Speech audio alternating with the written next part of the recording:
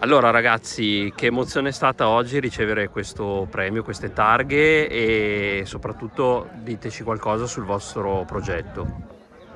Allora, penso che tutti e tre, ma parlo per me, sono molto felice e soddisfatta anche di aver vinto questo progetto anche dopo tutto l'impegno che ci abbiamo messo e diciamo che il nostro progetto si basa sul mettere insieme la natura con anche comunque un progetto fatto dall'uomo in modo da riportare gli insetti e comunque la fauna a vivere e convivere soprattutto in questi ambienti dove ormai diciamo che gli insetti soprattutto nei vigneti stavano sparendo per l'uso di sostanze chimiche. Quindi questo è stato il nostro obiettivo.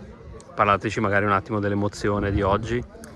Sicuramente è stato un momento di felicità per tutti e tre, credo, e sono appunto personalmente felice del nostro lavoro, di tutto quello che abbiamo fatto, perché era un lavoro che andava avanti appunto già dall'anno scorso e appunto sì, è stata una grande emozione e siamo felici. Però ho visto che la componente maschile non era molto rappresentata, erano quasi tutte donne.